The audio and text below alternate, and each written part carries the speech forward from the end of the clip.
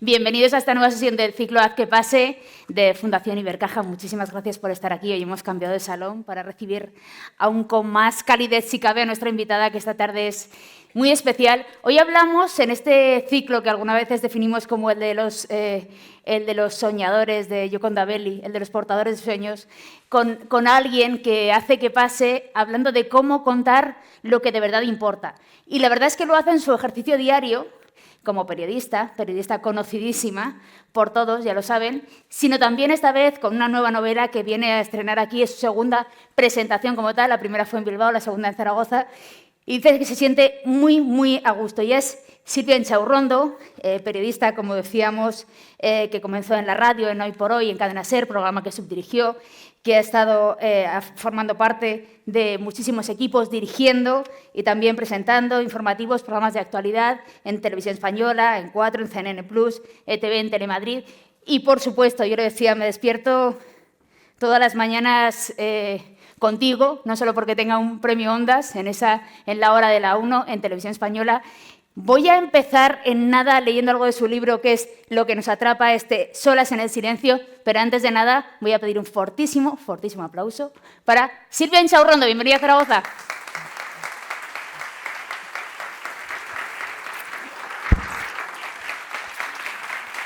¿Para allá? Donde quieras. Muy buenas tardes.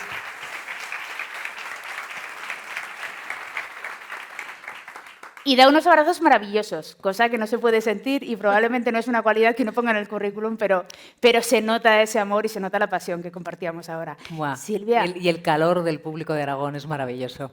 Oye, que es que yo me he despertado esta mañana, digo, me despierto contigo, pero es que esta mañana me he despertado con una entrevista de Antón Castro que hablaba de Sástago de repente y hemos dicho, tenemos un cachito de Silvia que es un poco aragonesa. Sí, bueno, un cachito muy importante. Mi abuelo materno, Escolástico Alcaine, era de Sástago. Bueno, es que Alcaine es muy aragonés, ¿eh? Claro, es que me decía, mira, Silvia, a mí de pequeña mi abuelo fue, yo creo que el hombre que me llenó de historias la cabeza. Me contaba, bueno, cuentos maravillosos, desde los tradicionales, los que se inventaba, con una narración muy vinculada a la oralidad. Y yo creo que muchas veces empezaba a contar un cuento, yo le hacía una pregunta y él cambiaba la narración. Así que aprendí muchísimo de él. Y él me contaba historias maravillosas de Sástago. Más que nada de recuerdo, probablemente, porque mi abuelo Escolástico estuvo en esta tierra, en Sástago, hasta los 5 años. Entonces falleció su madre y su padre, Tomás Alcaine, pues fue a Euskadi en busca de oportunidades. A ganarse la vida, como tantos. Y como tantísimos, sí, sí. A emigrar. Y allí se quedó, en Santurtzi, y bueno, allí es donde nació mi madre, allí es donde he crecido yo. Pero mi abuelo siempre me dijo, hija, yo tengo que volver a Sástago. Volvió mucho más tarde, claro. Y me contaba también historias increíbles. He estado en ese pueblo abrazado por el Ebro. No te puedes imaginar qué huerta, qué vegetación. No sé, él siempre me dijo, Barcelona te va a dar suerte. Y yo, hoy más que nunca, yo creo que tenía razón. Fíjate tú, ¿has visto? Que ya decía yo lo del cariño. Bueno, y eres el cazador cazado, así que empiezo yo leyendo un trocito del libro, porque yo le decía, Solas en el silencio. Y le contaba un secreto. Yo quería leerme el libro pues con tiempo, en un momento dado que hubiera programado porque sabía de la entrevista. Y entonces leí una primera página, que es esta, así de cortita, y me ocurrió algo increíble. En Sopuerta, un manto de silencio cómplice permite que los vecinos sobrevivan al infierno. Cada casa esconde su desgracia y mira de reojo a la ajena sin pronunciar palabra. Es un pacto antiguo que se transmite con el ejemplo de generación en generación. Quien se asome a un infierno que no es el suyo, arderá entre sus llamas. Quien se atreva a buscar justicia, pagará con la vida. Quien lea esta historia tendrá que comportarse como un vecino más. Callad, que nada cambie. ¡Buah! Y ya te atrapa. Era la puerta de entrada. La primera decisión consciente que debe tomar el lector es si sigue leyendo o no. El lector, lógicamente, sigue leyendo, pero se le queda ese mensaje de callad, que nada cambie, de tal manera que, a medida que va conociendo lo que sucede en Sopuerta, que es una violencia soterrada hacia las mujeres, un sistema de poder, le da la sensación de que el silencio que oculta esos crímenes es muy incómodo. Pero el lector tiene en la cabeza que debe callar, que no puede cambiar nada, porque las generaciones han ido sobreviviendo y teniendo certidumbre precisamente porque conocían ese pacto de silencio. El lector llega enseguida a una contradicción, empieza a indignarse y cuanto más se indigna, más se acelera la narración. Cuando ya consigo que se emocione, que me encuentre otros sentimientos, que la narración sea trepidante, es cuanto más claro tiene el lector que tiene que denunciar lo que está pasando. Así que yo espero que el lector que entra en las primeras páginas con esa seria advertencia, callad, que nada cambie, es un lector distinto al que sale después de conocer la historia. Yo he descubierto, aparte de un libro maravilloso, porque a mí me pasó, decía, tienes que elegir si lees o no, si eres cómplice o no, yo no voy a dar todas las respuestas, pero evidentemente atrapa absolutamente. Y claro, es que es una primera novela. Y he descubierto cosas que decías como, no, es que esto nos pasa mucho a los periodistas, que en realidad lo que queríamos era escribir. Sí, sí. O sea, tú eras de esas niñas que tú dijiste, hago periodismo, que es lo más, pero yo quiero escribir de pequeña. Yo quería escribir, yo siempre quise escribir. Además me ha parecido un refugio frente a todo lo que me podía estar pasando. Lo malo, un lugar donde celebrar la alegría también. Era, ya os digo, un refugio maravilloso en el que volcar sentimientos, volcar sensaciones. Lo que sucede, bueno, una estudia periodismo y las prácticas que me dieron fueron en la radio, en la cadena SER. Un lugar maravilloso, porque yo el primer día llegué, conocí a Iñaki Gabilondo y me dijo, bienvenida Silvia, esta es tu casa. Y ya. Y ya está. Y supe que estaba ante, bueno, el comienzo de algo maravilloso. De ahí pasé a la televisión. En ambos casos tuve que conocer el oficio, me tuve que formar bien ya practicándolo, fíjate, Adriana. Pero tenía una espinita clavada, ¿no? Escribiré, no escribiré. Y cuando tuve la oportunidad de escribir, cuando me contactó HarperCollins, mi editorial, y me puse por primera vez frente a un folio en blanco, pensé, espero que ahora sepas narrar, ¿no? Ahora ya tienes que empezar a contar una historia y tienes que narrar. Y desde el principio tienes la obligación de atrapar al lector. Y eso es lo que me he esforzado en todo el libro, en ofrecer una historia que sea un shock de sentimientos, que nos atrapen, de los que no podamos salir, que sea una tela de araña de emociones, algunas buenas, otras muy malas, y que al final el lector no tenga más remedio que seguir leyéndola. Es lo único que quería. Quería eso. Y también quería que cuando el lector terminase el libro, cuando vosotros lo terminéis, y no voy a desvelar nada, que lleguéis al punto final, sonriáis y penséis que hay esperanza y que ganan los buenos. No voy a descubriros cómo, pero sí ganan los buenos. Fíjate, en eso, en esa esperanza, también hay una parte de la empatía que decía Kapuczynski, que era, los periodistas citamos mucho a Kapuczynski, este es otro clásico, ¿verdad? Sí. A veces se puede decir cualquier cosa con su nombre, pero es verdad que es la empatía, ¿no? La empatía, el sentir a los demás. Y en este libro hay mucha empatía, esa que a veces, no sé si en la crónica del periodismo diario puedes aplicar, o sí, pero aquí desde luego está toda en los personajes, incluso en los que seguramente habrás sentido como más crueles, porque hay alguno para darle de comer aparte. Hay alguno que tela marinera, sí. Yo creo que nos ha pasado a todos los periodistas, Adriana, pensar que no teníamos el suficiente tiempo como para contar la historia más que de la manera correcta a veces. Y yo en muchos casos he sentido que le debía algo, sobre todo a mujeres que estaban siendo víctimas de una violencia muy dura, ¿no? Que necesitaba ponerle un nombre, que necesitaba contar su historia, de dónde venían, cómo había sido su sufrimiento y también las esperanzas que tenían. Porque la mejor forma de mostrar la crueldad de esa violencia contra las mujeres es mostrar todos los sueños que rompe. Son mujeres que tenían una esperanza, que tenían planeada otra vida, que en algún momento soñaron con una vida de otra manera. Y llega la violencia, de repente les impacta y solo pueden sobrevivir. Y a veces ni tan siquiera eso. Hay un montón de mujeres que lea el libro las irá descubriendo y además yo creo que vas teniendo una visión diferente conforme avanza el libro de algunas de ellas. Esta Sole, esta Miren, por ejemplo, pensando no en la protagonista, sino en otras mujeres que al principio dices, pues iría y ahora, sin embargo, descubres cosas nuevas. Probablemente las mujeres yo creo que los libros son muy poliédricos, pero está también ese personaje tan terrible del abuso del poder, ese personaje personaje que representa todo lo malo, el alcalde, Ángel, hasta ahí no hago spoiler, que es un personaje terriblemente duro. ¿Cómo se convive como escritora con un personaje como ese entre tus páginas? Tantas páginas. Pues mira, convivir como escritora con estos personajes ha sido por un lado muy duro y por otro lado maravilloso. El alcalde, claro, es el promotor, digamos, sin desvelar mucho más, de esa violencia contra las mujeres. Y luego además es el ejemplo del típico cacique del pueblo, el que sostiene, incluso porque le viene de familia, un sistema de abuso de poder que le permite instalarse en la alcaldía y perpetuarse en ella. Y luego ha habido personajes, Adriana, que me han hecho un regalo fantástico. ¿Por ejemplo? Me ha hecho un regalo muy bonito Consuelo. Consuelo, una mujer valiente. Consuelo huye de una deuda que tiene que pagar en ella una persona de su entorno cercano. Y no tiene más remedio que cumplirla. Es una deuda tremendamente cruel. Ella lo sabe el entorno, pero en cuanto se ejecute esa deuda en ella, en su cuerpo, su familia quedará supuestamente liberada. A mí estos personajes me han hecho plantearme muchas cosas. Primero, me han emocionado. O sea, yo hay veces que escribiendo el libro he tenido que parar y decir, bueno, estoy sintiendo un torbellino de emociones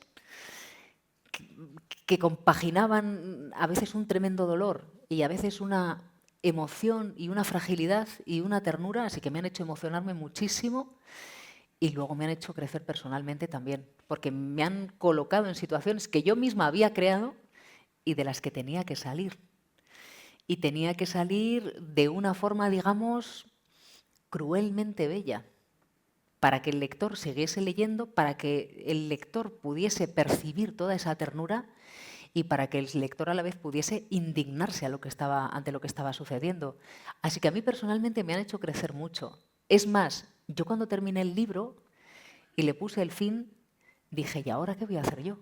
Si he estado año y 2 meses conviviendo con estos personajes, con lo que les pasa, con sus sentimientos, ¿qué voy a hacer yo ahora sin ellos? Y Solas en el silencio, que me lo ha preguntado mucha gente, es un libro que empieza y termina, no va a haber una segunda parte. Es que eso te iba a preguntar yo. Es decir, No va a haber una segunda parte. Los personajes de Solas en el silencio se van a quedar aquí, en esta historia, y sobre todo en la cabeza de los lectores. Ahora hay lectores que, mira, yo viviendo en Madrid, antes me preguntaban, oye, ¿cómo se te ha ocurrido el nombre de Sopuerta? Oye, ¿qué sonoridad tiene? Le dije, no, sí existe, sí es el pueblo de mi padre. Ah, bueno. Y muy pocos días después, cuando empezaron a leer la historia, ellos hablaban de Sopuerta. Y hablaban de las calles, y hablaban del barrio de Mercadillo y del barrio de la Baluga. Y hablaban de Miren, de Consu, de Angelita. Y me preguntaban, ¿qué les va a pasar? Y yo decía, pero sigue leyendo. No, pero tienes que decirme, dame una pista, dime que no sé quién encuentra la esperanza, dime que no sé quién encuentra el amor. Porque hay mucho amor, ¿eh? Yo creo que en este libro hay mucho amor, Adriana.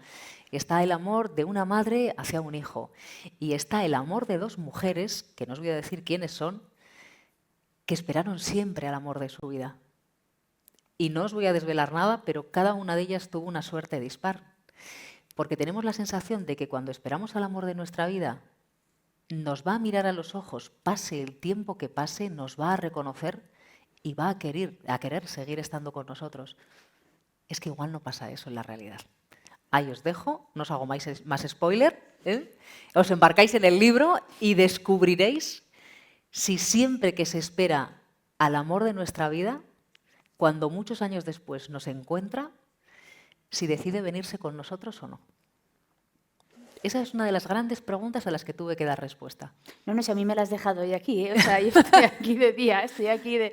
Pero fíjate, hablabas, hay grandes preguntas, grandes respuestas, hay una llamada a la indignación. Está esa frase, hay otra frase clásica, antes hablaba de una, está la clásica de Burke, que para los hombres, para que el mal triunfe, solo tiene que ocurrir que los hombres buenos no hagan nada. Y es un poco, ¿no?, ante lo que tú te revelas, porque es un poco lo que pasa en determinadas situaciones. Y luego hay una cosa terrible a la que te he oído responder en alguna entrevista, y es que los personajes no son reales, pero hay mucha gente que ha identificado a personas reales de su vida en estas mujeres, lo cual es bonito por un lado, pero también muy terrible. Es muy duro, Adriana, sí.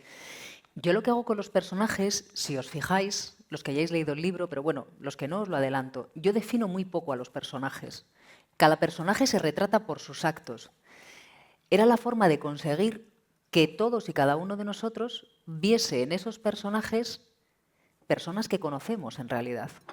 De tal manera que Basilia, Probablemente tu Basilia y la mía sean absolutamente distintas, pero todas ellas van a compartir la esencia del personaje de Basilia. Y eso nos va a pasar con todos los personajes de la historia. Cuando una amiga mía terminó de leer el libro, me llamó y me dijo: gracias, gracias porque estamos todas, pero no aparecemos ninguna. No había necesidad de mostrarnos. Y eso me pareció un resumen muy bueno de Solas en el silencio. Oye, has comentado el día en el que acabaste, decías un año y 2 meses, ¿qué voy a hacer ahora con mi vida? Pero ¿cómo es el día en el que decides empezar? Quiero decir, yo imagino tu vida diaria tiene que ser de unos madrugones terroríficos. A las 3 de la mañana me 3 de la levanto. mañana. Sí. He oído Sí, por ahí. Es una gran reflexión. Sí, sí, además aquí en Zaragoza somos muy de jodo, que es una variante que he oído por ahí. Pero en mi tierra también compartimos ese tipo de expresiones. Pues tal cual, 3 de la mañana, o sea, con una vida muy intensa, con una vida familiar también, con un montón de cosas alrededor. ¿Qué día decides tú empezar con semejante aventura? Pues mira, yo antes de nada tengo que decir que me siento una persona muy afortunada. Es decir, yo trabajo en lo que quiero. Mi familia está bien. He tenido la oportunidad de quitarme la espinita y cumplir el sueño de escribir.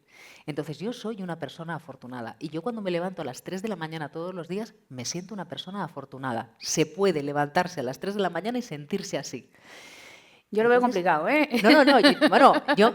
Te has acostumbrado. Mira, también es verdad, me he acostumbrado. Bueno, tienes que pensar que cuando yo empecé en la radio, hacía el turno de medianoche a 9:30 de la mañana.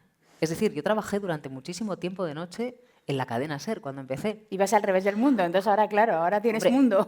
De hecho, he mejorado mis condiciones laborales al menos en 3 horas. Y luego cuando estás disfrutando de una pasión, realmente no es difícil sacar el tiempo. Hombre, en el día a día sí fue difícil, pero a veces en el día a día escribes un parrafito o anotas una idea, vas haciendo un poquito un esquema, vas pensando en los personajes, y yo usaba sobre todo el tiempo libre entre semana y los fines de semana para escribir. En la presentación de Bilbao le preguntaron a mi hijo: ¿cuándo escribía? ¿Con tu madre? Y dijo él: yo siempre que giraba la cabeza estaba escribiendo, sobre todo los fines de semana. O sea, que no ibas al waterpolo, ¿no? Directamente Algún partido, tirando a bastantes, me he perdido en este año de escritura, sí. Oye, pero fíjate que profesionalmente es verdad que te conocemos mucho, pero en el ejercicio del periodismo, pero escribir es una manera diferente de desnudarte. Sí, es verdad. Y te desnudas hasta en la dedicatoria, ¿no? A Faruk. Sí, a mi marido. A tu marido, que también es una forma de decir, aquí está antes hablabas de amor, aquí está el amor. Es decir, un libro es un ejercicio muy diferente en lo que se refiere de cara al público, aunque estés acostumbrada a mirarlos a los ojos. Es que efectivamente me desnudo desde la dedicatoria. Es así. Y te voy a contar una anécdota. Mi marido no leyó el libro. No sabía de qué iba el libro. Yo a veces le decía: ¿tú cómo verías si un personaje le dijese esto a otro y el otro le respondiese esto? Y claro, y me decía él: Silvia, en esos términos no puedo responderte porque es que no tengo ni idea de la escena en qué punto de la historia se enmarca, no puedo responderte. O me lo cuentas o no. O me lo cuentas o no. Yo decía: pues yo no te lo voy a contar. Y cuando yo entregué el libro a Harper y me devuelven las galeradas, ya un poquito maquetado y todo el texto ya ordenado para ser imprimido, yo le digo: léelo, ya es la historia completa. Y me acuerdo que estaba en el programa y me escribe y me dice: pero si me lo has dedicado a mí. Hasta tal punto mi marido no sabía nada del libro. Lógicamente no le contesté. Primero, estoy en directo. Segundo, cuécete un poco. Y nadie sabía nada de qué iba el libro. De hecho, mi padre, que me llevó por su puerta, me dijo: venga, yo le dije: quiero recrear este escenario, venga, pues te voy a llevar y tal. Mi padre, yo creo que siempre pensó que escribiría una historia absolutamente distinta hasta el último momento. Y claro, él recibió el libro unos días, muy poquito antes de que se publicase, que era el 19 de marzo, el Día del Padre, y yo le dije: creo que este es el mejor regalo que te podía hacer. Y es entonces cuando empezó a leerlo con mi madre, los dos juntos, para que uno no adelantase al otro leyendo la historia. Sí, cuidado. Hombre, hay competitividad hasta los matrimonios, sí. A veces no pasa nada. Oye, fíjate, ahora hablabas de familia. He leído que tú creciste en en una familia pues humilde, Sí. que de hecho eres la primera mujer de tu familia en ir a la universidad, por ejemplo, compartimos universidad incluso, pero claro, que sí que has tenido, las oportunidades que has tenido, dices, las he aprovechado todas. O sea, Todas. yo donde he podido ir, voy. Sí. Esta es una nueva puerta, la de la literatura, una nueva oportunidad. Y no puedes imaginarte cómo lo voy a aprovechar y lo bien que me lo voy a pasar y cómo lo voy a compartir con los lectores. Yo vengo de una familia humilde, vengo de Santurce, es un pueblo pesquero de Vizcaya, donde siempre lo he dicho, la gente, yo aprendí desde muy pequeñita cómo la gente se esforzaba en condiciones duras para poder salir adelante, ellos y sacar adelante a su familia. A mí cuando me plantean qué duro que te levantes a las 3 de la mañana, yo he visto, bueno, mujeres que estaban trabajando en condiciones durísimas, por ejemplo, y hombres también. Y yo veía los barcos pesqueros llegar del mar y pensaba en qué condiciones están trabajando estos hombres muchas veces de noche, con todo ese frío para traernos el pescado. Inmediatamente descargaban el pescado, vaciaban las redes y las rederas las cosían a pie de puerto. O sea, todos esos recuerdos yo lo tengo en la mente. Por eso digo que me siento una persona absolutamente afortunada por levantarme a las 3 de la mañana y trabajar en lo que yo quiero trabajar. ¿Qué has sentido en el contacto estas 3 semanas desde el 19 de marzo, son casi 3 semanas, ¿no? Hasta ahora, ¿qué has sentido porque es un contacto diferente, es un público diferente, es un público que puede conocerte sin duda desde la radio, desde la televisión, pero que te redescubre?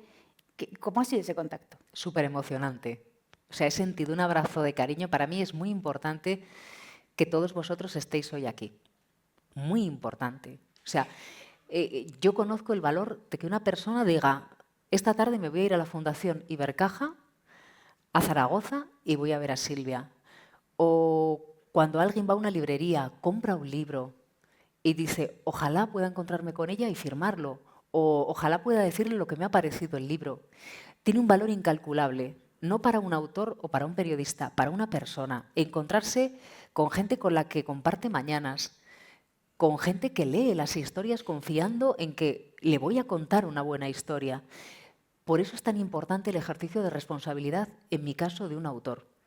Yo sé que los lectores que se han acercado a Solas en el Silencio no pueden quedar defraudados por una historia que, bueno, que les convence a medias. Y por eso me esforcé en escribir una buena historia y en escribir una historia que se leyese de forma, digamos, agradable. Ya que la historia, el tema, es duro, ya que os voy a embarcar en un montón de sentimientos, yo dije, tienen que sentir la necesidad de seguir leyendo aunque les suene el teléfono móvil, aunque tengan que acostarse porque es tarde, aunque les diga el niño, mamá, papá, espera, déjame que estoy leyendo. Yo quería eso. Y cuando los lectores me dicen, no pude parar de leer, es como un sueño. Es un sueño porque es que yo he estado trabajando más de un año para que la gente cogiese este libro y dijese, no puedo parar de leer. Sí que es un orgullo enorme lo que siento y un cariño inmenso. Es como un abrazo. Eso es que nos hemos dado al principio, es que Claro, se nota que estás en ese momento. Sí, sí, sí, no, estoy muy emocionada y la gente me dice, jo, pero es que vas a estar de promoción, vas a llevar tu historia a todos los puntos posibles, porque yo me he comprometido a llevarlo a todos los puntos de España, pero claro... Y sacando el calendario, quiero decir, hoy hacemos el Haz que pase el viernes porque era el día que claro, básicamente lo podías encajar. Es que yo sé que, claro, no es habitual que se celebre este tipo de charlas los viernes y por eso yo se lo agradezco muchísimo a Ibercaja, porque yo no habría podido si fuese entre semana, no me daba tiempo a ir y volver de Madrid. Pero yo insistí en que tenía que llegar a todos los sitios posibles. Y de hecho pensé, primero lo voy a presentar en Bilbao, en mi tierra, y segundo lo voy a presentar en la tierra en la que mi abuelo me dijo que me iba a dar suerte. Tú vete ahí que te va a dar suerte y a partir Así de que ahí. espero que me deis muchísima suerte, que yo creo que sí. Son un público que da suerte, son un público que suele hacer preguntas, lo digo porque luego abriremos micrófono antes de la firma de libros que tenemos. Tenemos fuera a nuestros compañeros, yo creo que son los de Calamoros que han venido hoy, que están con la venta ahí, pero aún nos queda algún ratito más. ¿A quién ya que tenemos libros para comprar fuera, ¿a quién le regalarías este libro? No te voy a decir Alberto Núñez Feijóo. Yo creo que, mira, leer Solas en el Silencio le va a venir bien a todo el mundo. De hecho... Ahí lo dejas. De hecho, igual se lo han leído ya. Si es que, claro. Si es que igual han dicho, yo voy corriendo a la librería porque la historia puede ser buena, ¿no? Así que yo espero que todo el mundo que se acerque a Solas en el Silencio lo haga sin ningún tipo de prejuicios, que venga a embarcarse en una historia que le va a montar en una montaña rusa de sentimientos, va a ir subiendo poquito a poco a lo largo de 20 páginas y luego va a ser un viaje incontrolable de emoción. Claro. Yo le he hecho esta pregunta a Silvia porque es verdad que ese premio Ondas, entre otras cosas, lo tiene, o cuando se otorgó se habló de esa forma incisiva de hacer las entrevistas, de las preguntas incómodas, que por otro lado no sé en qué momento se inventó que los periodistas teníamos que hacer preguntas cómodas o ser los seres más queridos de la sala. Yo creo que tú compartes esa visión un poco del periodismo tiene que ser un ejercicio incómodo y que la objetividad no es tibieza y que la objetividad no es ecuanimidad, ¿no? Hemos entrado en un momento complicado en eso. Bueno, para la gente que intenta ocultar cuál es la realidad, tiene que ser un momento complicadísimo. Para esa gente sí. Para la gente que quiere contar las cosas como están pasando, yo creo que es un momento bastante bueno. Yo me acuerdo que cuando me concedieron el premio Ondas, una de las justificaciones, de las razones que dio el jurado es por realizar las preguntas oportunas. ¿Ya ves? Y yo creo que al final tenemos los periodistas tenemos la responsabilidad de trasladar al entrevistado, sea quien sea, las preguntas que el público quiere que responda ese entrevistado. Así que lo vamos a seguir haciendo y lo vamos a seguir haciendo con una sonrisa. El público, vosotros, debéis confiar en que lo vamos a seguir haciendo. Y yo siempre lo digo, en este país hay muy buenos periodistas, Adriana, y hay muy buen periodismo. Eso es lo que tiene que saber todo el público. Es un periodismo honesto. Que haya unos poquitos que vociferan mucho, que la montan en las redes sociales o que, vete tú a saber, son muy pocos. Hacen mucho ruido, pero son muy pocos. Yo siempre lo diré. En este país somos afortunados porque tenemos buenos periodistas y periodistas honestos. Bueno, y también es una figura muy complicada, es muy complicado ser periodista y ser querido siempre, ¿no? Quiero decir, no habrá hecho uno muy bien su trabajo cuando todo el mundo te alaba. Sí, ya nos pasa como personas, que a veces caemos bien, a veces caemos mal. Pues bueno, si nos guiásemos por caer siempre bien, pues imagínate eso trasladado al periodismo. Oye, yo tenga delante al entrevistado que tenga, lo que me interesa es que caiga bien. Dirá el público, por favor, hazle una pregunta interesante, que es lo que estamos esperando todos. Pues ya está. De momento estamos cayendo bien de todos modos, ¿no? Digo por si acaso, a ver si aquí es un buen sitio. De momento bien, de momento aprobado. De momento bien. Vale. Claro, pero es que además tú, Silvia, siempre has tenido una responsabilidad más allá. Es decir, al final hay muchas personas que identifican como el rol de presentadora o el rol de periodista, pero está un rol de dirección sobre los espacios. Tú siempre has unido tu carrera al final con una responsabilidad en la dirección de contenidos que te ha interesado mucho y con esa responsabilidad ante la cámara. Sí, me gusta mucho ese binomio, Adriana. Me gusta mucho dar la cara, tanto en la radio como en la tele, y por otro lado dirigir los contenidos. Sí, sí, siempre. De hecho, creo que cuando se vinculan ambas figuras, es verdad que puede resultar, bueno, más arduo, más trabajoso, que supone más responsabilidad, pero creo que el resultado final es mucho mejor. ¿Tienes la sensación de ser la eterna aprendiz? Porque leyendo tu biografía es un poco como, y ahora he decidido hacer esta cosa, y ahora he decidido aprender en esto, ahora he decidido tener un máster en estudios, ¿cómo es? Árabes e islámicos. Sí. Claro, claro. Es un Te voy a contar rol cómo fue eso. ¿Cómo fue bueno, eso? Bueno, eso fue muy gracioso. A ver, a mí me gusta mucho la información internacional. Entonces, yo en cuanto llegué a la SER, pues dije, oye, yo he visitado varios países árabes, entiendo su situación política, ¿cómo sería si estudiase el idioma? Entonces yo empecé a hacer cursos de idiomas. ¿Qué sucede? Que un día estaba presentando Noticias 4, o sea, el informativo de la noche, y era mediodía. Estábamos en la reunión en la que se preparan los contenidos para la noche. Y yo, acaba la reunión, me vuelvo a mi mesa y me salta la típica publicidad de Internet en la que dice, dentro de 1 hora o de 2, se cierra la inscripción, la matrícula para la carrera de Filología Árabe.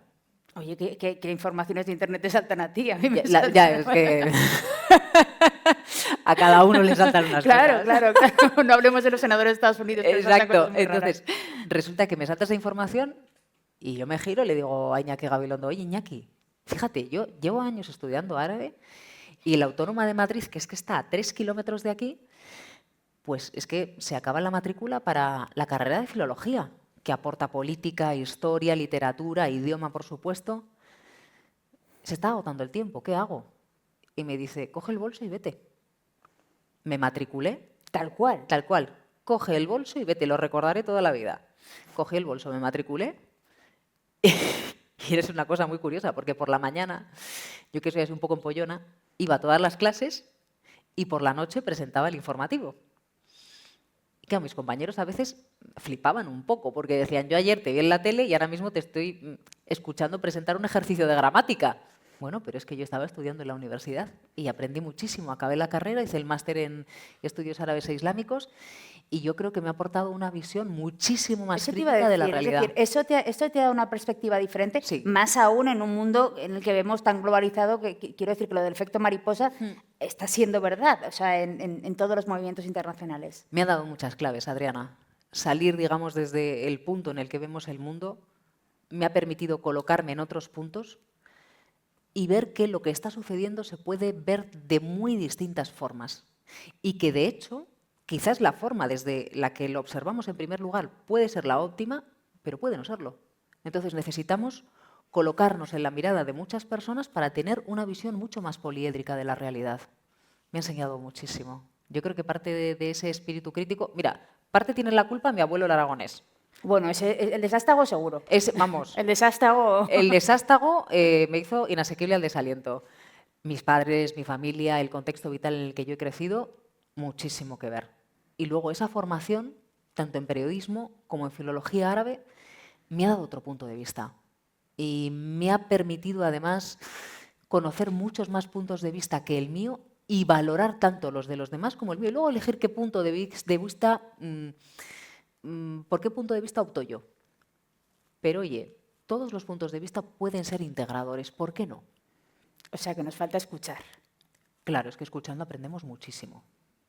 Un ratito muy corto y no hace falta que sea de verdad una charla de gran profundidad, simplemente escuchando y relacionándonos con los demás desde el respeto vamos a aprender muchísimo, por supuesto, claro.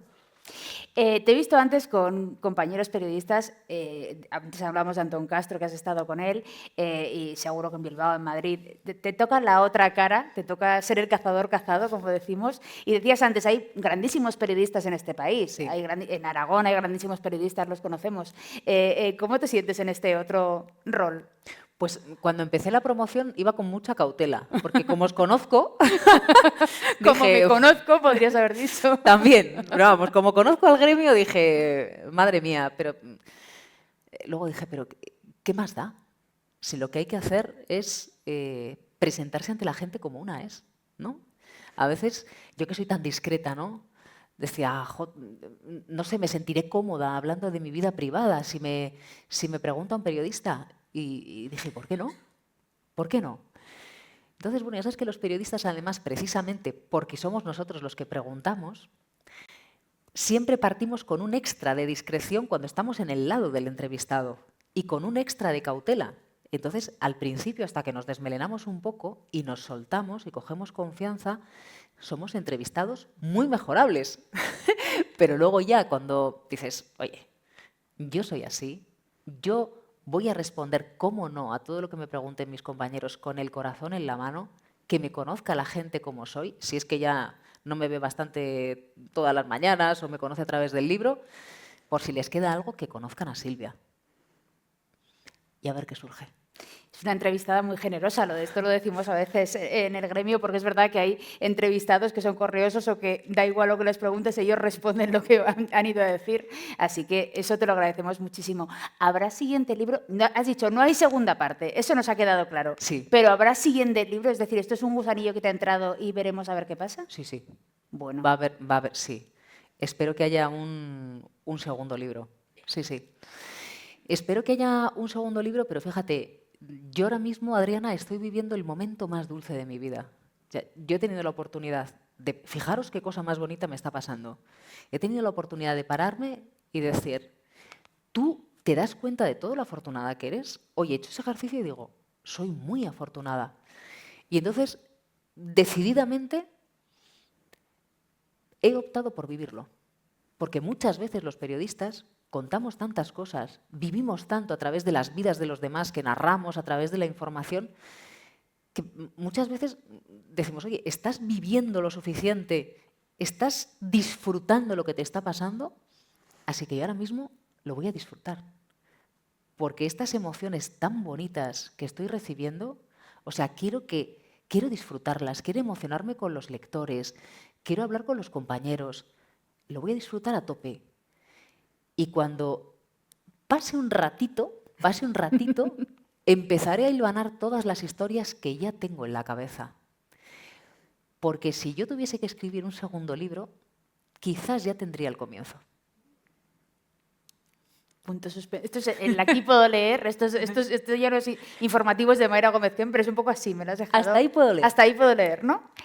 Bueno, vamos a ir abriendo el turno de preguntas que asumo que tendremos, ya rapidísimamente. Me encanta la decisión. Sí que sí, pero nos falta el micrófono todavía.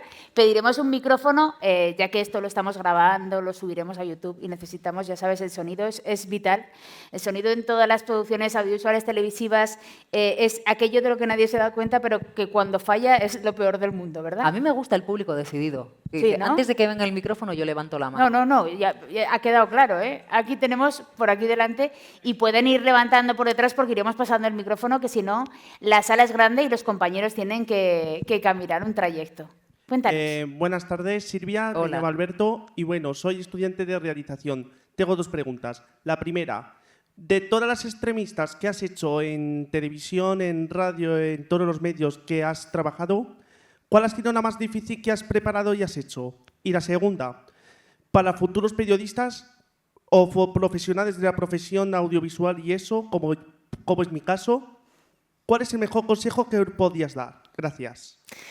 Pues mira, probablemente que esto los espectadores no tenéis por qué saberlo porque a veces las entrevistas que se quedan en la retina del público pues son las más icónicas, ¿no? Lógicamente, la de Núñez Feijóo, que es una de esas que se clasificaría dentro de lo que tú dices, hoy una entrevista que preparaste y que tuvo unas consecuencias. Pero a mí me gustaría trasladar que probablemente las entrevistas más emocionantes para mí han sido entrevistas a personas a las que les habían pasado grandes cosas.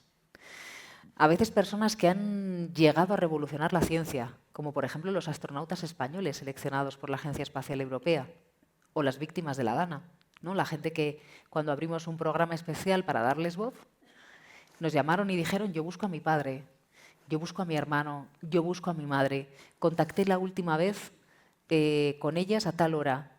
Y entonces yo les dije: ¿dónde estaba?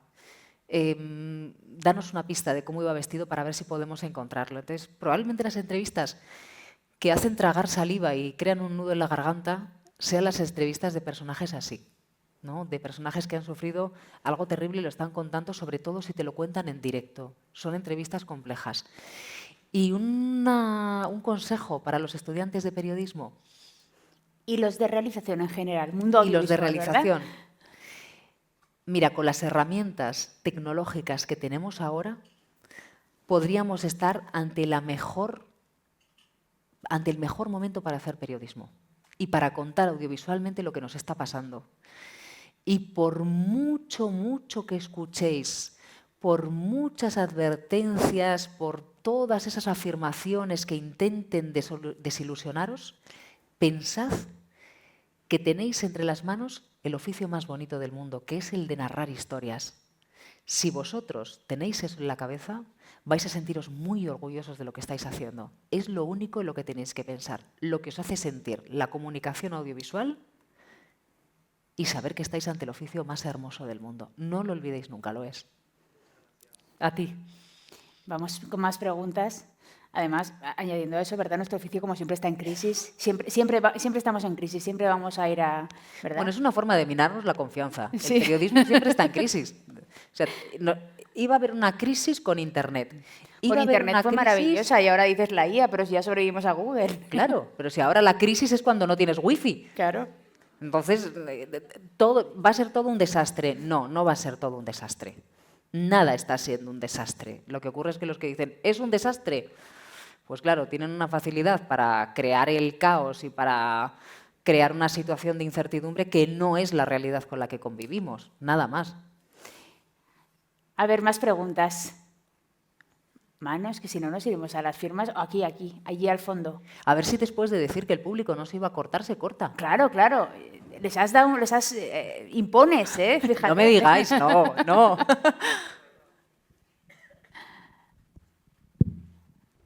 A ver, ver, por allí. Hola, yo quería Hola. preguntar, en situaciones, por ejemplo, tan extremas como la Dana en Valencia, ¿cómo es el proceso de distinguir entre lo que es informativo y lo que ya roza el morbo o el amarillismo? De decir, contar con tanto detalle una situación o algo que le ha pasado a una persona. Pues mira, te agradezco la pregunta porque es un enfoque muy interesante. Yo creo que si todo el mundo tuviésemos enfrente a una víctima de la Dana, sabríamos qué preguntarle. Entonces, simplemente tienes que quitar la idea de que nos separaba una pantalla. Si quitas esa pantalla y piensas que la persona que está hablando contigo está frente a frente, yo creo que todo el mundo sabríamos qué preguntarle. Y todo el mundo sabríamos cómo hacer las preguntas para que esa persona que está pasando un mal momento o está buscando a un familiar o necesita una ayuda pueda tener la respuesta. Simplemente hace falta humanidad. Entonces, cuanto más humanos seamos como personas, mejor haremos seguramente las preguntas imprescindibles en el periodismo. Pero si os lo planteáis así, es muy sencillo, muy sencillo acertar en las preguntas. Tenemos claro cuál es la pregunta que cruza el umbral cuando estamos así, ¿no? Pues es la misma que cruza el umbral en televisión. No hay diferencia. Nosotros simplemente hablamos sobre la vida. No hacemos nada distinto a una conversación honesta entre dos personas. Siguiente, por ahí.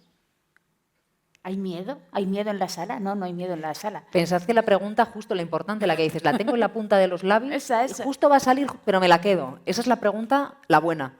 Esa es la pregunta entretenida, interesante. No, además, yo achucho en este rato, porque como luego nos tenemos que ir a la firma, que es importante dejar el hueco para eso, si no me podría pasar, pero aquí tengo que llevar un ritmo, que si no... Hola, Silvia. Hola. Nada, que te quería preguntar por el tema, últimamente, pues el periodismo, el tema de los bulos y cuando ves a una periodista diciendo verdades, parece que la señalan, entonces, no sé, si falla algo en ese sentido o ves que lo que triunfa o lo que tiene más, no sé cómo decírtelo, creen más a los que mienten, a los que manipulan, a los que... Y eso, últimamente, pues la verdad que me hace mucho duelo. Y cuando te veo a ti, que te admiro mucho, por cierto. Gracias. Pues claro, te quedas como diciendo la única periodista que dice verdades y cuando dices cualquier cosa, pues te machacan. Bueno, mira, creo que es un buen momento para hablar claro. Cuando señalan a alguien que está denunciando un bulo, es para ejercer una presión cuyo objetivo final es que deje de hacerlo.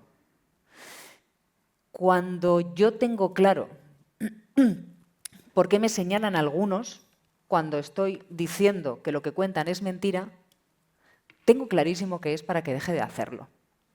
Lo importante es que sepamos por qué pasan las cosas. Si todo el mundo pudiese sentarse y decir, vale, ¿esto que me está pasando por qué es? Porque, oye, si te atacan de forma gratuita puede que no encuentres la respuesta. Pero le das dos vueltas y dices, no, es que quieren que deje de hacerlo. Ah, vale, pues ya lo he entendido, es un mecanismo de presión. Ah, pues no va a funcionar. No va a funcionar. Lo mejor de todo es que quien presiona, y lo hace en público, que lo hacen muchos, firma y deja su huella. Y no hace falta tener mucha memoria para saber 6 meses atrás, ni mucha hemeroteca, no es muy complicado. Uno busca 6 meses atrás quién atacaba y por qué. Y entonces todo el mundo verá quién es el que atacaba, por qué atacaba y que el bulo que yo denunciaba era efectivamente un bulo, era mentira. Entonces yo creo que lo importante es saber por qué lo hacen, eso es determinante, y saber que por mucho que lo hagan, como es un mecanismo de presión, vamos a seguir denunciándolo. Lo que pasa es que como periodistas tienes que defender la verdad y yo, por lo que veo, cuando están entrevistando a un político, en ese momento el que le entrevista sabe que está mintiendo y no dice nada. Y en cambio tú, cuando vi la entrevista con el Feijóo, cuando le dijiste la frase famosa, no es correcto, es que, no sé. No acabas de entender por qué sorprendió tanto a este país, ¿no? Es una pregunta que se hacen muchos. Claro. Sí, yo tampoco entendí por qué sorprendía tanto a este país. Iba mintiendo por todos los platos el Feijóo y nadie le decía nada. Piensa que alguien se lo dijo. Piensa que alguien se lo dijo. Silvia, Y yo insisto, hay muy buenos periodistas que en el día a día combaten los bulos desde la prensa, la radio y la televisión. Y cada vez hay más. Confiad. Confiad porque cada vez nuestra profesión está tomando más conciencia de que su deber no es informar solamente, sino que dentro de ese deber de informar entra el deber de combatir los bulos. Con lo cual, tranquilos, estáis en buenas manos, hay muy buen periodismo en este país. Suscribo, por la parte que me toca y que conocemos. Es que Hay creo que al muchos final, periodistas que se juegan. ¿sabes lo que pasa, Adriana? Que al final, como se cuelan tantos bulos, tenemos pocas veces el tiempo, la oportunidad de decirle a los ciudadanos, tranquilos, tranquilos, que es que el problema que tenemos con los bulos es que en cuanto se lanza uno, corre como la pólvora y combatirlo es muy difícil. Pero ya sabemos que tenemos que combatirlo, ya lo estamos haciendo. Estamos embarcados en combatir bulos, en informar. Al final, nosotros nos debemos a los ciudadanos. Pero eso no significa que no haya buenos periodistas, no. Simplemente que muchas veces no tenemos el tiempo de reflexionar y de que nos veáis unidos, como sucede ahora, diciendo la realidad de nuestra profesión. Son muy pocos, ¿eh? Lo que pasa es que extienden las mentiras muy rápidamente. Vamos a intentar cazarlas todas. Tranquilidad. Y hay periodistas que se juegan los cuartos, como decía Silvia, hay muchos periodistas todavía de día de hoy. Aquí tienes algunos cuantos que han sabido jugar los cuartos cuando ha hecho falta, así que tranquilidad, ¿no? Tranquilidad. Más preguntas teníamos por aquí. Sí, hola Silvia, buenas tardes. Ay, que no te veo, perdóname. Por aquí, gracias. Buenas tardes. Primero mi admiración. Gracias. Todos los días que puedo. Mi pregunta, no he leído el libro, lo acabo de adquirir ahora mismo. Me gustaría hacerte una en este sentido, pero como te conozco un poquito más, por lo que veo todos los días en la televisión como periodista, dos cosas. ¿Cómo consigues esa templanza cuando te están mintiendo tan descaradamente? No uno, unos cuantos. Y la segunda pregunta, ¿cómo te lo llevas eso a casa? Quiero decir, ¿cómo lo gestionas después, una vez que cierras el garito? Esa persona que a lo mejor tienes una incluso amistad, compañerismo, amistad y tal, pues a lo mejor ha sido un poquito más duro de lo normal, ¿no? Esas dos cosas me interesan y desde luego, enhorabuena y sigue así. Muchas gracias. Son dos muy buenas preguntas. Probablemente el entrevistado que miente quiere que pierda la templanza, porque en cuanto te descoloca, te desnorta. Entonces, yo no voy a perder la templanza porque yo sé que tengo el dato, sé que tengo la pregunta y ya está. Simplemente que cuando nos mienten tenemos que decir, oiga, eso no es cierto, sin más. Pero es importante, además, que los periodistas, cuando vayamos a desmentir algo que está diciendo el entrevistado, lo hagamos desde la tranquilidad. Porque también ese sosiego creo que de alguna forma representa a la ciudadanía. Nosotros somos ciudadanos que tenemos una pregunta que de forma sosegada e incluso con una sonrisa, que se puede preguntar con una sonrisa, tenemos nuestras dudas que planteamos a un entrevistado. ¿Por qué vamos a perder la compostura? Ya está. Y luego a casa, hombre, pues hay situaciones de tensión que te las llevas, sinceramente. Entonces hay que respirar 2 veces y pensar que uno es más que el periodismo que hace, ¿no? Yo conozco a gente que dice, no, mi vida entera es el periodismo. Pues mi vida entera es el periodismo, mi vida entera son mis hijos, mi vida entera es el libro y luego también, si puedo, saco un tiempo para mí. Cuidado, que también disfruto de la vida y voy a tomar una cerveza con los amigos. Y es que si no, porque si uno no vive esa vida, no será capaz de contarle a la gente lo que pasa. Yo soy un ciudadano más. Así que a veces, bueno, en situaciones de alta tensión dices, vaya hombre. y lo que pienso yo es, hombre, que no consigan fastidiarme el día si yo no he hecho nada malo, ¿no? Entonces, que ellos, que tienen el problema, no me trasladen su problema a mí. Cuando intentas hacer racional todo lo que te pasa, es más probable que controles la emoción, te ubiques, te des una explicación y una respuesta a por qué están pasando lo que está pasando, por qué estás recibiendo esa presión, ¿no? Para que dejes de hacerlo y ya está. Ya está, te tomas un cafecito, te tomas un té, te tomas una cervecita, estás con gente que te quiera con gente que te quiera, que es muy importante. Yo estoy rodeada de gente que me quiere mucho y que ha sido un enorme apoyo para mí y que me ha permitido, con una mirada clara, racional de lo que estaba pasando, ubicarme en lo que estaba pasando, y son la gente que me ha dicho, sigue. Y vosotros, por supuesto. Entonces, ¿por qué dejarlo, no? ¿Por qué no seguir? Pues ya está. El problema lo tienen otros, no es mío. Muchísimas gracias. A ti. A ti. Y con una sonrisa, como decía, que te vuelves Claro, hasta hombre. con mi abuela de Algeciras, decía, las abejas mejor con miel que con hiel. Hombre, ¿no? Claro. vamos. Nos queda, creo que había una pregunta, dos nos quedan, pero con estas dos cerraremos ya, que si no aquí no te dejamos salir. ¿Sabes lo que pasa? Que es que he visto una tercera mano que se ha levantado muy tímidamente y que no quiero que se quede. Tres, Vale, si nos vale. permites. Bueno. Adriana, por favor. Hola, buenas tardes. Hola. Yo quería preguntar que es cierto que la lucha contra la desinformación es muy intensa y desde la prensa, la radio y la tele la lleváis a cabo estupendamente. Gracias. Nada. Y quería comentar y plantear que sí que es cierto que estos medios, los tres medios tradicionales, no consiguen llegar a toda la población y esa lucha contra la desinformación no llega sobre todo a los jóvenes, porque lo sé de experiencia. Tengo amigos que no ven la tele, no ven la radio. La tele ya algunos sí por sus padres y quizá sus familiares, pero la radio y tal, o la prensa menos. Entonces, ¿cómo podemos llegar a esa parte de la población que parece que está tan desinteresada en estos medios tradicionales? Si tiene respuesta, Silvia, para eso arregla el mundo. Bueno, tengo una idea. Es un temazo, ¿eh? Tengo una idea, porque efectivamente el reto es entrar en los canales de comunicación de los jóvenes. Sí, yo creo que el problema, no sé si lo compartes tú, Adriana, es que durante un tiempo los miramos diciendo, ¿cómo van a informarse los jóvenes por las redes sociales? Y seguimos informando a través de los canales tradicionales de comunicación, la prensa, la radio, la tele, internet como mucho, quiero decir, los periódicos digitales. Los dejamos como de lado. Y ahora nos hemos dado cuenta de que están creciendo y de que efectivamente los jóvenes prácticamente solo van a esos medios de comunicación. ¿Qué tenemos que hacer? Pues, hombre, cambiar la actitud.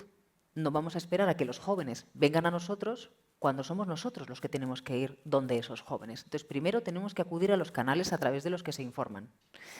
Y segundo, tenemos que conseguir informarles como a los jóvenes les gusta. Bueno, como a los jóvenes y a los mayores, que yo conozco a muchos mayores que no salen de las redes sociales y que muchas veces se informan a través de esos canales. ¿Qué tenemos que hacer? Entrar en esos canales y narrarlo como quieren los ciudadanos, que no es como hace 30 años. Entonces, yo creo que los medios de comunicación tradicionales tenemos que abandonar una posición cómoda en la que nos hemos podido instalar e ir a por ese público que no nos ve. Esa es la clave. Y hablarles en el lenguaje que les gusta que les hablen.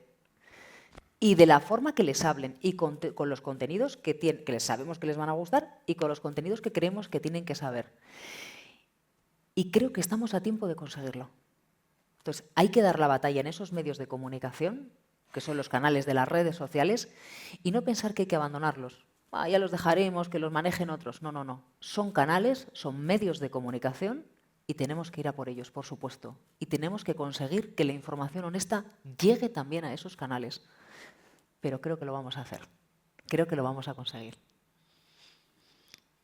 Vamos con la siguiente. Hola, Silvia. ¿Dónde? Bueno, estoy aquí. Ay, Aquí, que no te sí, veíamos. hola. Enhorabuena. Hombre, Enhorabuena gran periodista, por cierto. Soy periodista también. Hola, Santiago. Enhorabuena por tu trabajo, lo primero, también por esta charla. Y enhorabuena, Adriana, porque has hecho una entrevista estupenda. Yo quería volver al tema de la mentira por parte de los responsables políticos y qué medidas se podrían tomar, ¿no? Para, por lo menos, erradicarla. Va a ser, desde luego, muy difícil, pero por lo menos reducirla de alguna manera. Hay quien apunta que una opción podría ser penalizarla, recoger a lo mejor incluso en el Código Penal pues que un responsable político que miente en un mitin, en el Congreso, en una entrevista pública, pues pudiera ser castigado por ello. ¿Tú estás de acuerdo con medidas de este tipo o qué medidas plantearías? Yo creo que podemos hacer algo antes que puede resultar sorprendente, pero debemos, como periodistas, identificar la mentira, decir que es mentira y si tenemos la oportunidad de estar frente a esa persona, decirle esto que usted decía no era verdad. Estas tres cosas que planteo, que pueden parecer baladíes, es que no son tan habituales hoy en día. ya con eso yo creo que tendríamos más de la mitad del camino andado. Porque cuando a un responsable político que está mintiendo, alguien se le pone enfrente y dice, oiga, eso no es correcto, eso no es así, o eso es falso, sin necesidad, fíjate, de tacharlo como mentira. No es correcto, no es falso, no se atiene a la realidad. Ya eso sería un ejercicio de rebeldía ante la mentira de los políticos, porque lo señalaríamos con nombres y apellidos. Yo creo que si damos ese paso, la mitad del camino está andado. No hace falta ir mucho más lejos, porque cuando a un político se le pone la cara colorada, no una vez, sino 3 o 4, ya abandona esa actitud. Hace falta señalarle que lo que está diciendo es mentira. Creo que simplemente eso. No sé si se ha quedado Santiago conforme. Decía Santiago Martín, periodista con una larguísima trayectoria en agencias, en medios. ¿Te has quedado conforme o no? Me he quedado conforme, es el primer paso, pero quizá hace falta algo. Vamos a dar el primer paso, que aunque parezca extraño, sería revolucionario en muchos sectores. Cierto. Y luego, yo siempre soy partidaria de señalar a los pseudomedios, porque el problema real está ahí. El problema real está en páginas web que aparentan ser un medio de comunicación, pero que no lo son, y que lo que hacen es difundir textos que en apariencia son informaciones, pero que realmente son simplemente mensajes que tienen como único objetivo contaminar para imponer en el debate público una visión y colar una mentira, y que el debate gire en torno a esa mentira. Entonces, ¿qué hay que hacer con esos pseudomedios? Primero, identificarles y segundo, conocer quién está detrás de su financiación. Pero de forma clara, ¿eh? Oiga, a esta página web, ¿quién le financia? Todos estos. Estupendo, publiquémoslo y sepamos quiénes están detrás. Y en cuanto mientan y publiquen una mentira y haya alguien que se vea afectado por esa mentira, que permitan que se ejerza el derecho de rectificación en tiempo y forma. Que usamos tampoco, ¿verdad? Que usamos tampoco. El derecho de rectificación no es que tengan tan siquiera que corregir la información, no. El derecho de información es, alguien publica un texto y el aludido dice, oiga, esto es falso, simplemente quiero que me permita ofrecer mi opinión, publicar esa opinión en el mismo espacio que usted mintió sobre mí. Si esto pasa 3 o 4 veces, otra mitad del camino andado. Es bastante más sencillo de lo que pensamos, pero claro, hay que hacerlo en tiempo y forma. En tiempo y forma estamos hablando de 5 días. 5 días. El medio de comunicación no puede negarse ese derecho de rectificación. Hay un aludido, publica su opinión. Yo creo que la lucha contra la desinformación iría muchísimo más rápido de lo que pensamos en esos 2 aspectos. Y luego ya hablaremos de ir más allá, Santiago. Pero de momento yo creo que habría que empezar por esto. Y eso lo estudiamos en la universidad ya, ¿te acuerdas? El derecho a la rectificación, esto es de las cosas que estudiamos en la facultad y todos pensamos que eso iba a misa y luego vemos que en el ejercicio... En fin, más hay algunos que escurren el bulto, Adriana. Eso. Me quedaba, allá nos queda una al final. Hola. Hola. Buenas tardes, Silvia. Buenas tardes a todos. Felicitándole por su exposición, por su libro y por pues la valentía también de poner su punto de vista, que a la final pueden que compartan algunas personas, otras no, pero a la final es la personalidad del periodista la que pues impacta y la que también pues da gusto escuchar así. Mi nombre es Ronnie, soy originario de Ecuador, aunque vivo acá en esta tierra desde el año 99, entonces soy un ecuatomaño, como dicen por aquí. Y bueno, mi pregunta es para usted, la primera, ¿cómo ejercer un periodismo responsable y objetivo en estos tiempos de tanta información, desinformación, de un tiempo tan polarizado también a nivel político, social, económico, y donde las redes sociales, bueno, ya lo ha hablado usted más de, creo que una vez en su intervención, tienen un peso y una presión sobre todos los actores sociales y los periodistas no son la excepción. Esa presión de los grupos de poder, de gobernantes, de políticos y de otros medios de comunicación y colegas que están en la misma tarima de ustedes, que tal vez tengan otros intereses o posiciones, y cómo no traspasar esas líneas de respetar también la libertad de expresión, y ahora con lo que viene de la inteligencia artificial, por un lado. Y la segunda, ¿qué le motivó a poder contar con lo que de verdad importa y escribir en estos tiempos de un mundo tan acelerado y sobreinformado? Yo creo que la gente, empezando por la segunda pregunta, yo creo que la gente tiene una necesidad innata de escuchar historias bien contadas, de escuchar historias que le hagan pensar, que le provoquen sentimientos. Y creo que no podemos dejar de contar esas historias. Lo que sucede es que con el paso del tiempo hay que adaptarlas a los nuevos tiempos, esta forma de narrar, ¿no? Así que lo que me movió primero es una pasión y segundo es la constatación de que los seres humanos necesitamos ser alimentados de historias. En literatura, en series, en películas, en narraciones orales cuando somos pequeños y nos cuentan cuentos. Y en la primera es cierto que estamos en un periodo de cierta incertidumbre, pero no creo que nos enfrentemos a presiones distintas a las que sufrió el periodismo en otros tiempos, también de cambio y también de incertidumbres. Creo que tenemos que dejar de pensar que está sucediendo algo extraño. No, está sucediendo las típicas presiones que pueden suceder siempre frente al periodismo. Primero tenemos que identificar esas presiones, saber de dónde vienen y en la medida de lo posible nuestro trabajo, para ser honestos, es obviar esas presiones y contar lo que está pasando. Pero no estamos ante un tiempo excepcional. Yo pienso que creemos que lo es porque ahora lo estamos viviendo nosotros, pero la historia nos ha demostrado que en muchos momentos de cambio sintieron la misma incertidumbre y probablemente llegaron a sentir muchísimas más presiones. Hay otro continuo, hay otro punto que compartimos con todos esos momentos, que hubo periodistas y hubo sociedades que se preguntaron dónde querían ir de la forma más honesta y mejor para ellos. Mientras exista ese debate público en busca de una reflexión que contribuya a que el periodismo sea mejor para estar al servicio de una sociedad más informada, siempre estamos en el punto correcto. Sí. Muchísimas gracias, Silvia. Oye, Cuatomaño me ha parecido maravilloso, ¿eh? Cuatomaño es un greatest hit, sin duda. Bueno, aquí lo vamos a dejar porque hemos conseguido pasarnos de tiempo y te queda firmar libros, que hay gente que ha ido comprándolos. Sabemos que este público te va a dar muchísima suerte. También esa medida de la Virgen del Pilar es que viene equipada. ¡Qué maravilla! Ya. Hombre. Me han equipado, no podía salir mal.